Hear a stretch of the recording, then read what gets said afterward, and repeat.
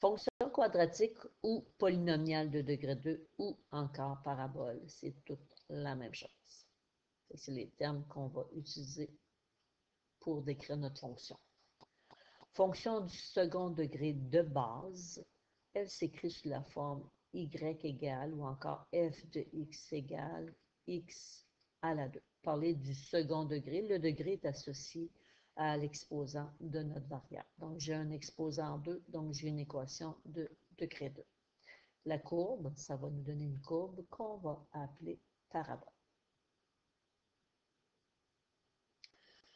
Donc, le graphique, pour construire le graphique, f de x puis y, c'est la même chose. On se donne des valeurs de x. Je peux prendre n'importe quelle valeur. Je peux prendre des valeurs négatives, des valeurs positives. Ça n'a pas d'importance. Là, je fais des bons réguliers, mais je ne suis pas obligée. Fait que c'est vous qui décidez quand vous voulez vous construire un graphique des valeurs de votre variable. Sauf que pour le y, vous ne pouvez pas mettre n'importe quoi. Vous devez faire le calcul. Fait que si x vaut 2, il faudrait juste faire moins 2 plutôt. Faire attention avec vos calculatrices, c'est de mettre le moins 2 entre parenthèses. Fait que quand x vaut moins 2, le y vaut quoi? Bien, il vaut 4. Fait que quand le x vaut moins 1, bien, moins 1 à la 2, ça me donne 1. Quand le x vaut 0, bien 0 à la 2, ça me donne 0. Quand le x vaut 1, 1 à la 2, ça me donne 1. 2, bien 2 à la 2, ça me donne 4. Puis quand x vaut 3, 3 à la 2 me donne 9. Donc, j'ai plusieurs points que je peux placer dans mon plan cartésien. Je vais prendre des bonds de 1 sur mon axe des x et des bonds de 1 sur mon axe des y.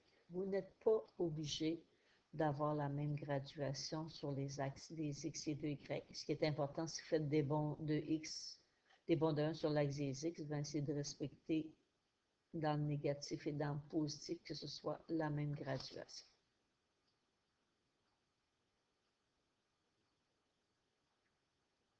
Donc, je vais placer mon point. Quand x vaut moins 2, le y vaut 4. Donc, quand x vaut moins 2, je recule de 2. Je dois monter de 4. Fait que ça me donne un point dans mon plan cartésien. Quand x vaut moins 1, donc je recule de 1, mon y vaut plus 1. Quand x vaut 0, mon y vaut 0. Quand x vaut 1, je monte de 1. Quand x vaut 2, je suis à la hauteur 4. Quand x vaut 3, je suis à la hauteur 9. Bien, je ne peux pas le placer. Ce n'est pas obligatoire. Sauf que vous devez relier vos points et ça ne donne pas une droite. Ici, c'est arrondi. Ça donne une courbe qui continue normalement de dépasser l'axe. Pas l'axe, mais le plan cartésien que je vous ai fourni. Et on fait la même chose de l'autre côté. Donc, c'est une courbe qui est symétrique. Pourquoi? Ben, si j'avais pris moins 3 à la 2, ça fait 9. Ça me donne le même résultat.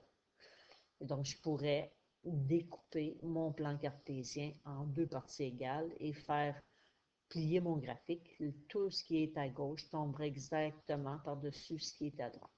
Donc, sur la parabole, on a un point qui est très, très, très important.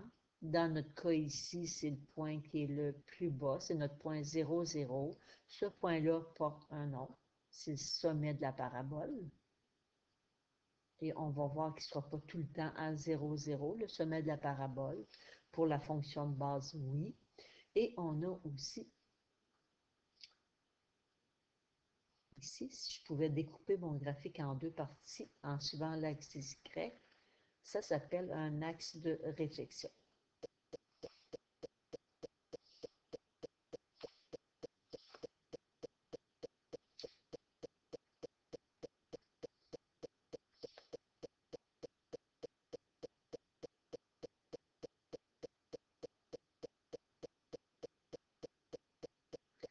Donc, ce qu'on va voir, il y a trois formes possibles.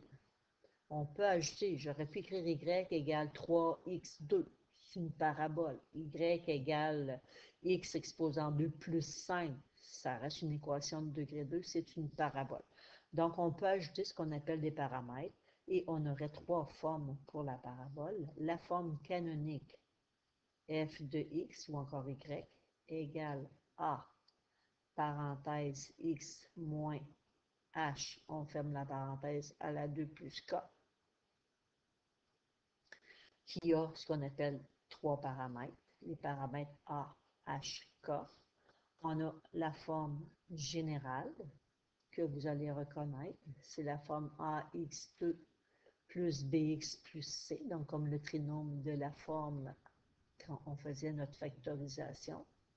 Et on a une forme factorisée qui est f de x égale a, parenthèse, x moins x1 fois x moins x2.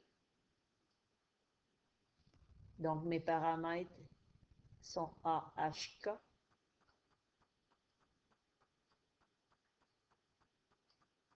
Donc, on va voir le rôle de ces paramètres. Quel impact ils ont sur la parabole? Les paramètres a, b, c.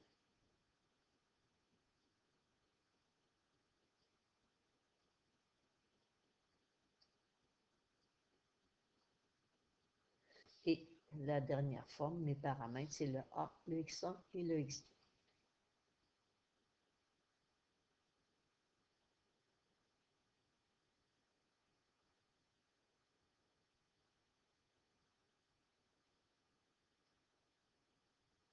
Ce qu'on remarque dans les trois formes, le paramètre A se retrouve dans les trois formes.